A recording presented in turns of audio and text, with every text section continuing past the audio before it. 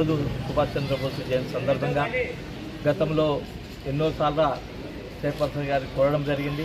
ఒక విగ్రహం ఏర్పాటు చేయాలని చెప్పి కోరడంతో గత 3 సంవత్సరాల క్రితం ఏర్పాటు చేస్తున్న సుభాష్ చంద్రబోస్ విగ్రహాన్ని ఈరోజు జయంతి సందర్భంగా టీఆర్ఎస్ పార్టీ పక్షాన వార్డు మాజీ కౌన్సిలర్ అన్న గారు, ముఖ్య అతిథిగా పెద్దలు ఇంకా రామారావు గారు, మరి వార్డు యువజన విభాగం అధ్యక్షుడు మన హరీష్ గారు, మరియు సెక్రటరీ మేనరవి గారు, మరి ఈ కార్యక్రమంలో పాల్పంచుకున్న పార్టీ నాయకులకు ఈరోజు ప్రత్యేకంగా ఈయనకు ఒక జయంతి అనేది మా గుర్తింపు.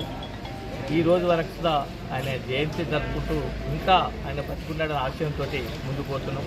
ఆయన ఆశయాలు అనేది ఇప్పుడు చూస్తుంటే ఆ గతంలో స్వాతంత్రం కొరకు పోరాడిన మొదటి వ్యక్తిగా భావించి అప్పుడు స్వాతంత్రం ఎలా చేయాలి ఒక సైన్యాన్ని ఏర్పాటు చేసి ఇలా మన రాష్ట్రాన్ని రాజ్యాంగాన్ని సాధించుకొని అంత మంచి వ్యక్తి ఈరోజు జయంతి జరుపుకోవడం, ఈ కార్యక్రమంలో మీరందరూ పాల్గొనడం, ఈరోజు ప్రతి ఒక్కరికి పేరు పేరున జయంతి సందర్భంగా సుభాష్ చంద్రబోస్ జయంతి సందర్భంగా శుభాకాంక్షలు తెలియజేస్తాను.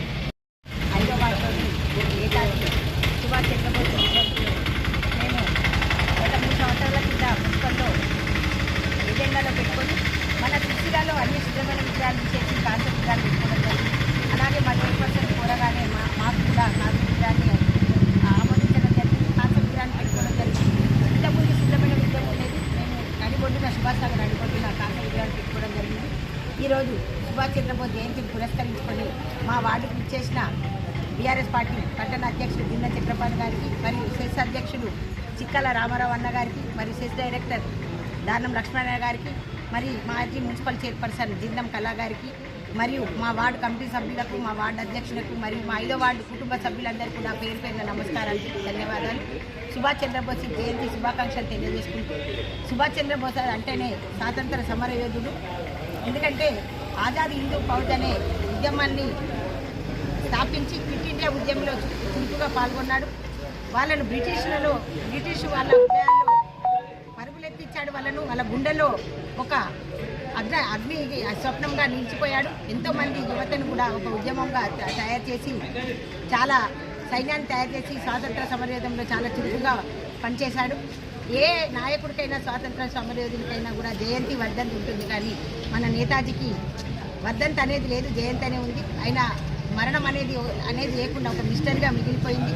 మన అందరి హృదయంలో మనకు ఒక స్ఫూర్తిగా స్వాతంత్ర సమరయోధుడిగా నిలిచిపోయాడు. ఈ రోజు అతనికి ఘనంగా జయంతి ఉత్సవాలు జరపడం జరుగుతుంది. మరియు మా పార్టీ పక్షాన కూడా మా నాయకులందరం కలిసి కూడా ఈ జయంతి వేడుకలను ఉత్సాహంగా ఘనంగా జరుపుకోవడం జరిగింది. ఈ కార్యక్రమానికి ఇచ్చేసిన మీడియా మిత్రులకు మరియు మీకు కూడా ధన్యవాదాలు, నమస్కారాలు. ప్రతి ఒక్కరు కూడా పేరు పేరున ధన్యవాదాలు, నమస్కారాలు తెలియజేసుకోవడం జరుగుతుంది.